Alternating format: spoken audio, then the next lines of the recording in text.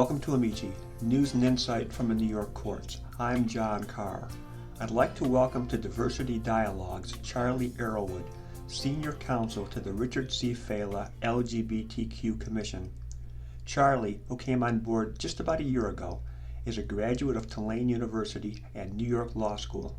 Before joining the court system, Charlie ran their own firm, assisting transgender and non-binary clients with name and gender marker changes and transition-related legal needs. Charlie is non-binary, the meaning of which we will discuss later, as well as the use of they and their as a singular pronoun. Charlie, thank you for joining us. I think to many people, and that certainly includes me, the trans world is a bit of a mystery, and I'm sure there are boatloads of misconceptions. So I'm really eager to hear and share your story, but let's start at the very beginning. Where did you grow up? I grew up in Woodmere on Long Island. And what did your parents do? My mom was in banking and my dad is a labor attorney. And then what was your childhood like? Pretty boring. I was a gymnast. I ran track. I did trapeze. I did circus stuff. Yeah, I hung out with my family and friends. I'm assuming you were a video games. I'm assuming you were a sprinter. I was. And you told me offline it was pretty apparent early on that you were gay. How did you and your family initially come to terms with that? All I knew at a young age was like how I felt and what my own experience was, and I could tell that I was having a different experience than my friends were as far as wanting to date and having crushes. I was always a tomboy, and I just kind of like lived my life, and eventually people kind of got the memo. And then you indicated you came out as gay in middle school. What was that like, coming out with your friends? Was that difficult?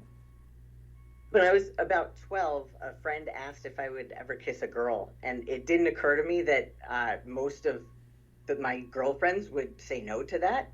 So I said, "You wouldn't?" And that was kind of like how I realized I was gay. I was one of the only gay girls in my grade, so I think that it was a bit of a novelty to people. People were kind of fascinated, and I never really had any trouble from my peers. Nobody really gave me a hard time, but dealing with the other parents was actually kind of tough because it was juicy gossip, so they were not always adults about it.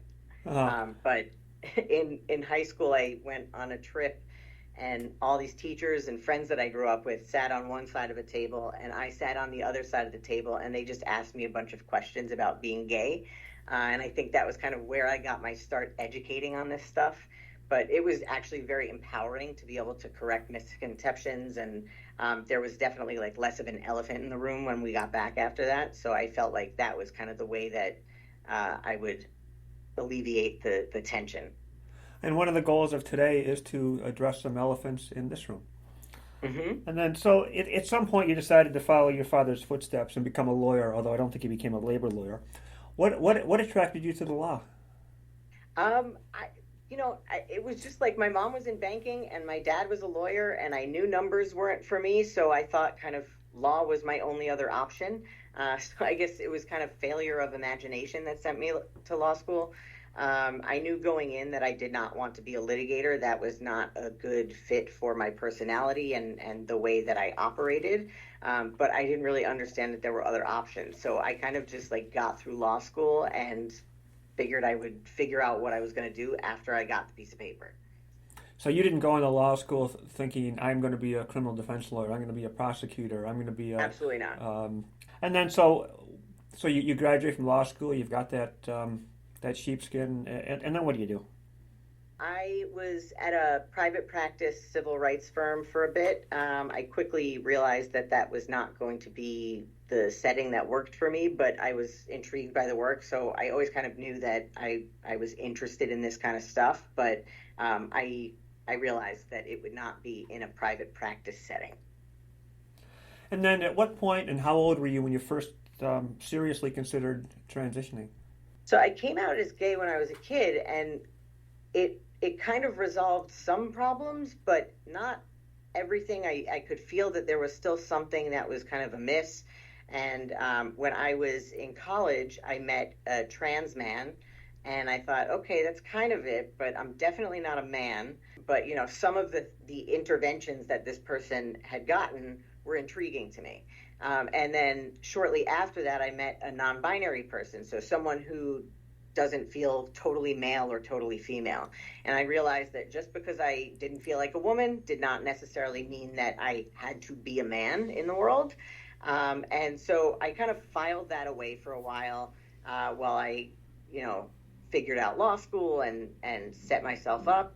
And then once I realized that I wanted to leave like a law firm, I started applying to jobs.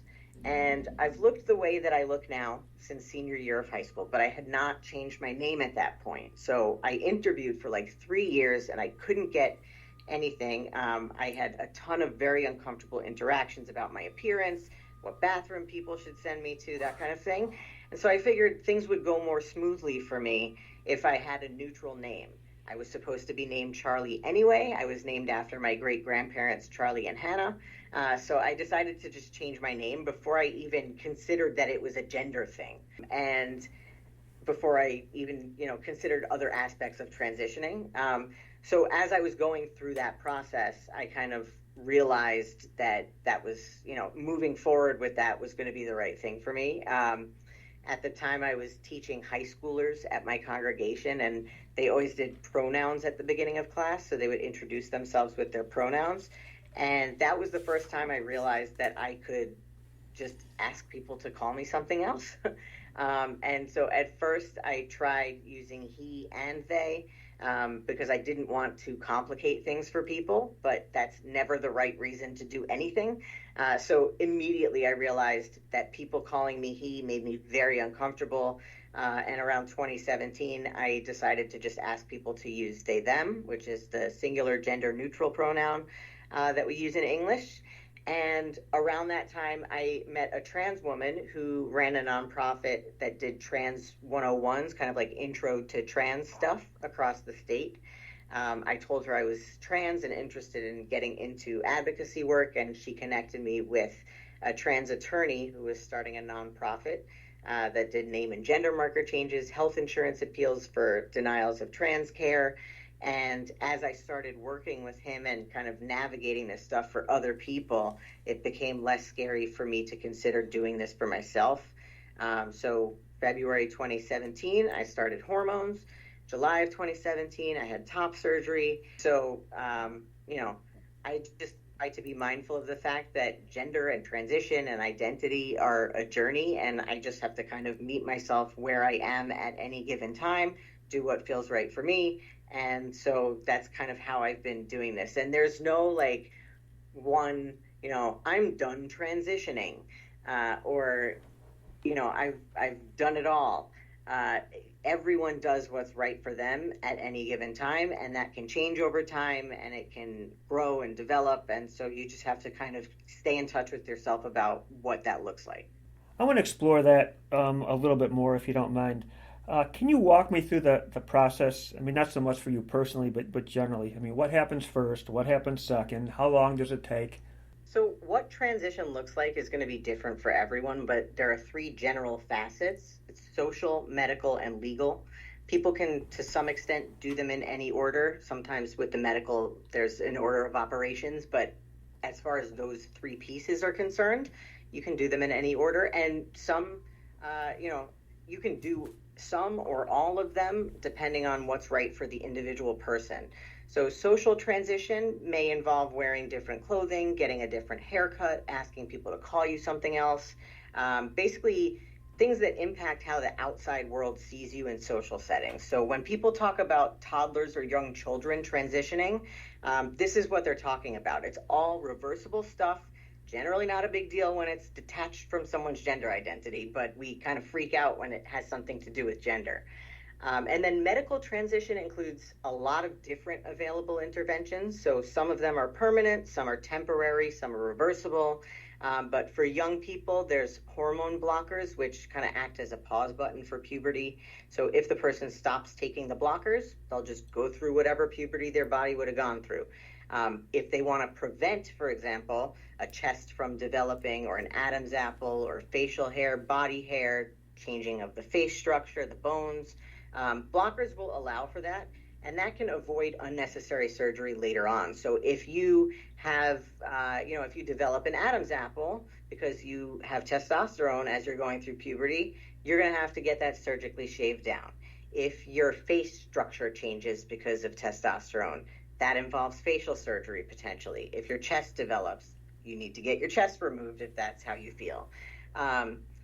So if you were assigned female at birth, you'll usually take testosterone if you're doing cross-sex hormones. So that would be after the puberty blockers or after you've gone through puberty if you're transitioning as an adult potentially.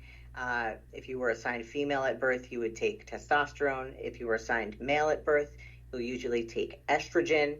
And then, there are the surgical interventions, chest surgery, genital surgery, facial feminization, which is a lot of different facial procedures that people can take kind of a la carte. There's body sculpting. So again, not everyone is going to need or be able to access even some of the things that people choose to do, but everything is going to depend on the person's medical needs. And the bottom line with medical intervention is that all the major medical associations have stated unequivocally that transition is the appropriate treatment for that discomfort around gender, and transition-related interventions are considered medically necessary as far as medical professionals are concerned.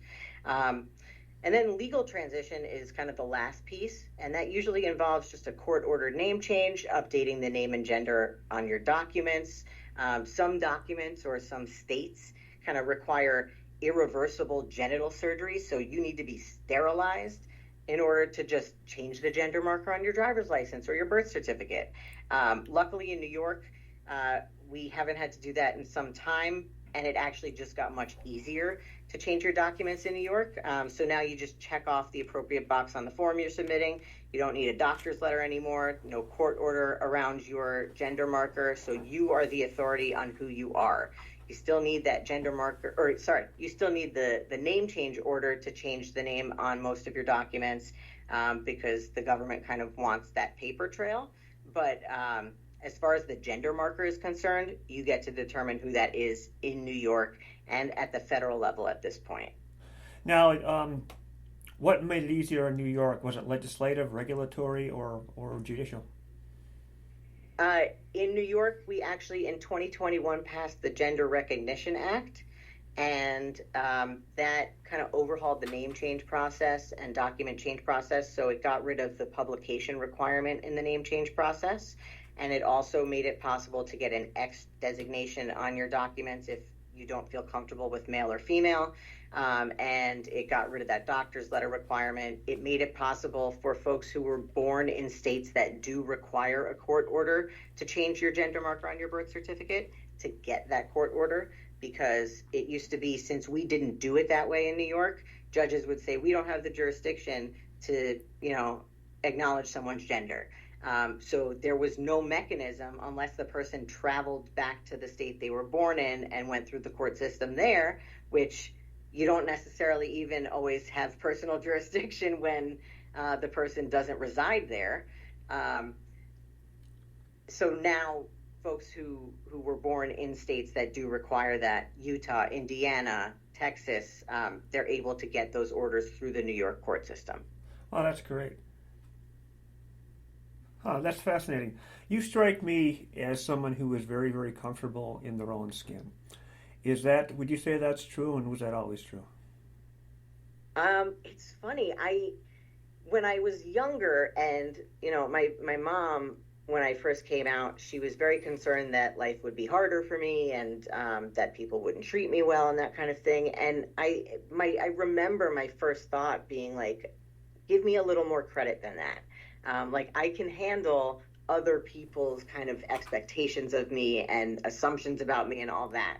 And for me, I would hear people say anti-gay stuff, and I'd be like, I know I'm not a bad person.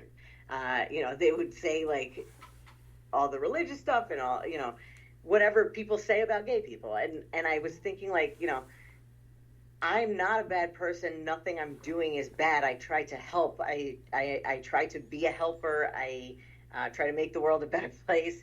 And so I knew that that was an inaccurate and uninformed assessment of LGBTQ people.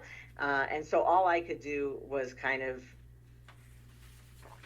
go from my own experience. And that helped me to be more comfortable in my skin, because I knew that I was just doing, what I had to do to live.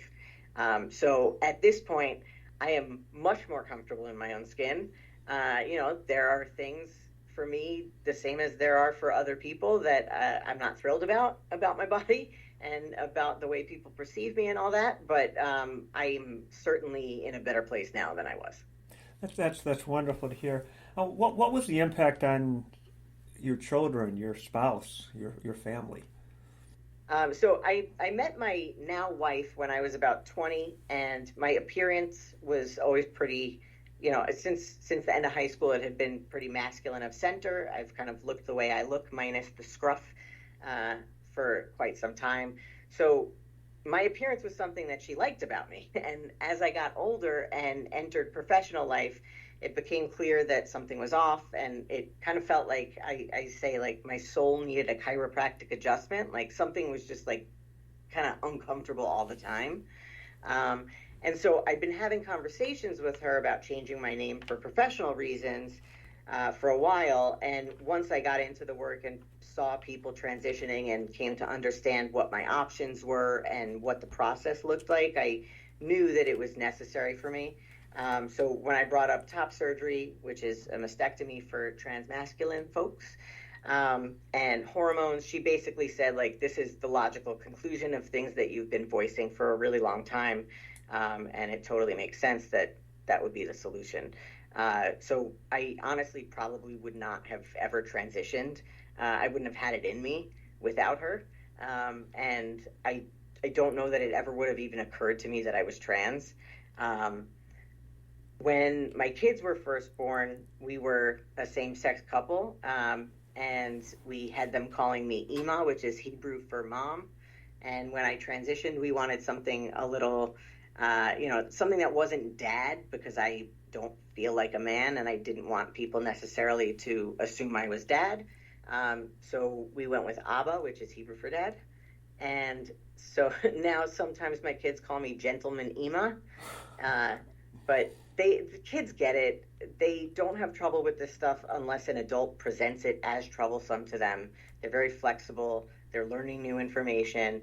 And for my kids, this is just their life. This is their family. And frankly, it's taught them to be more empathetic, more self-reflective. It has definitely impacted the way that we parent and the way that we answer questions.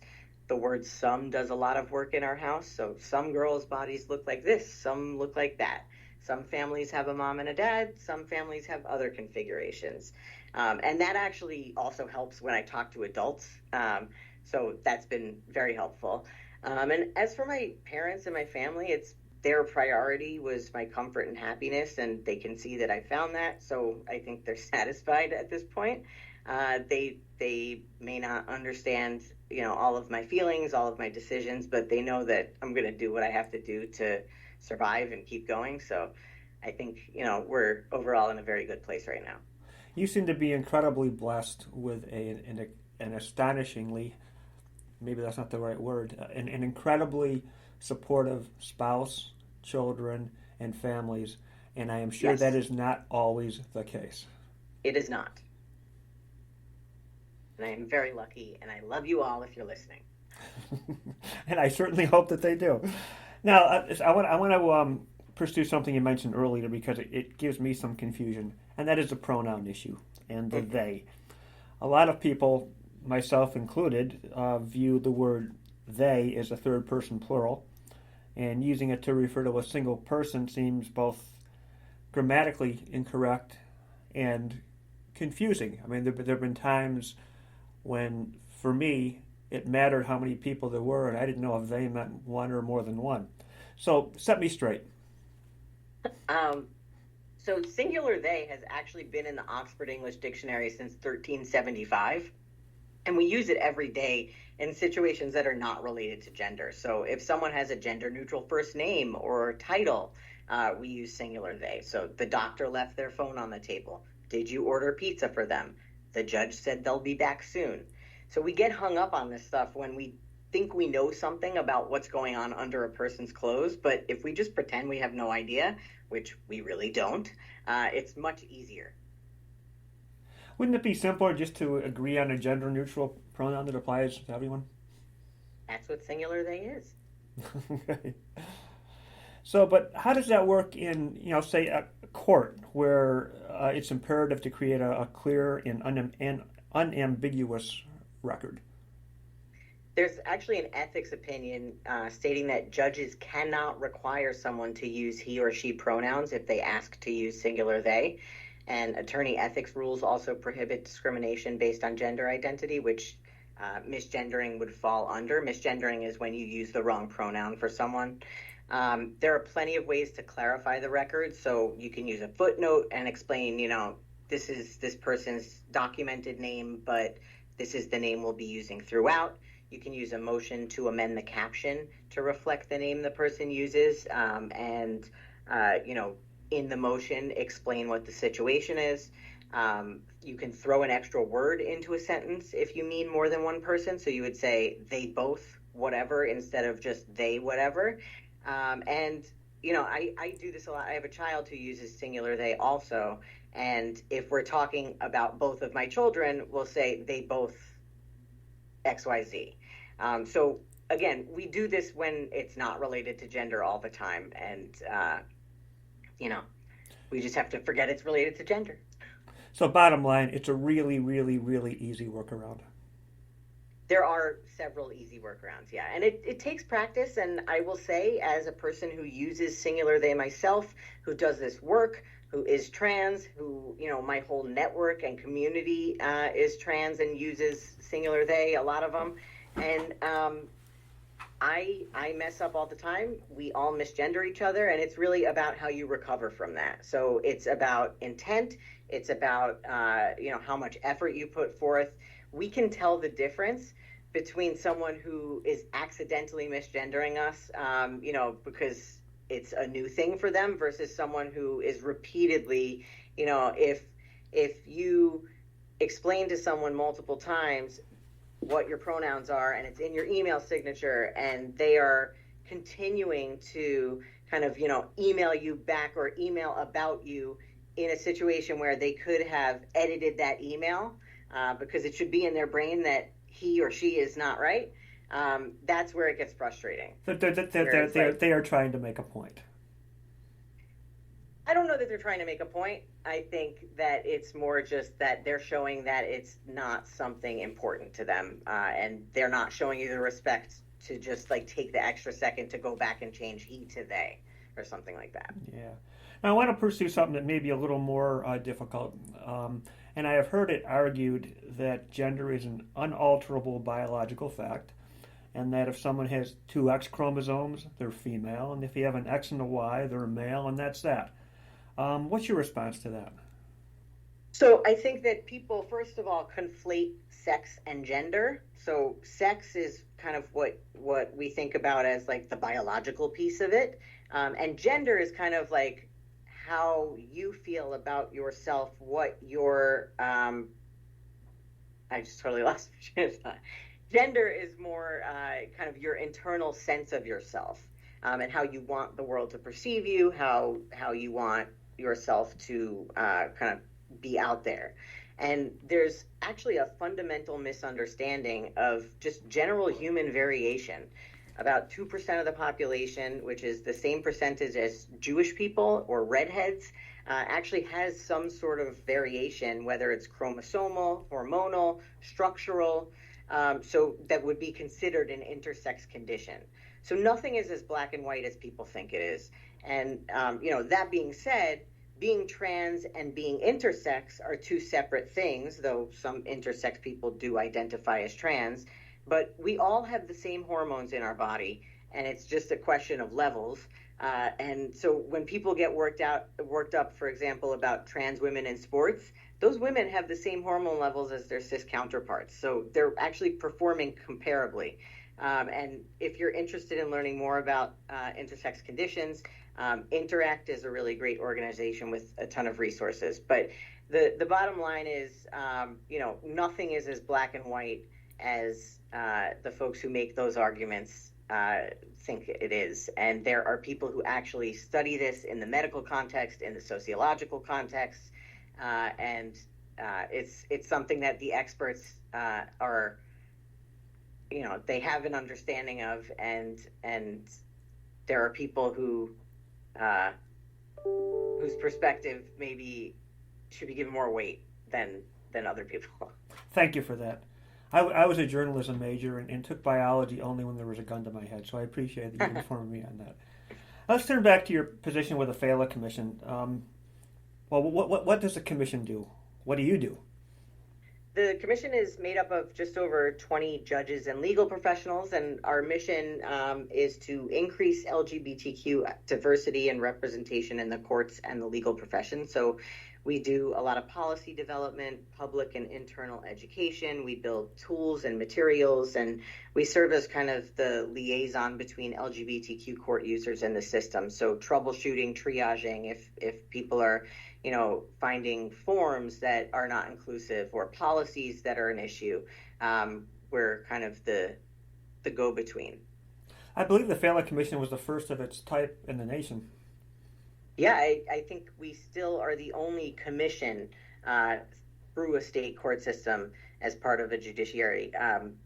New Jersey has a devoted diversity inclusion department program that they have in their court system, and some other states do have that, and it's becoming more common, but we're I believe, the only commission. Do you have any idea how many trans people work in the court system? I actually really don't. I don't think it's a ton, but we are here. We're beginning to collect and analyze that data to kind of better prioritize resources. The issue really is that the federal government doesn't collect that data yet. So, we mostly collect what the federal government wants, but we're working on expanding that. What about trans judges? To your knowledge, are there any? Not in New York, as far as I know yet, but there are a handful across the country. What are the short and long term? What are your long and short term goals with the commission? So short term, we just launched our judicial mentorship program, and we're working on pairing judges with mentees as we speak. And I'm personally really excited to build our relationships with law students. The students that I've been working with are really fired up to make change, and I can't wait to see what they do as they enter the profession. There is more structural support now than has ever existed before. The fact that this position that I'm in even exists is really a new thing. And long term, I would love to convene trans law students, to develop a trans law student bill of rights, a trans lawyer bill of rights, so that as we're entering the profession and growing in the profession, we have the supports we need, and we know kind of what the floor is for, like, you should not be treated this way in a professional environment. And frankly, to make the employers clear on what the expectations are as well.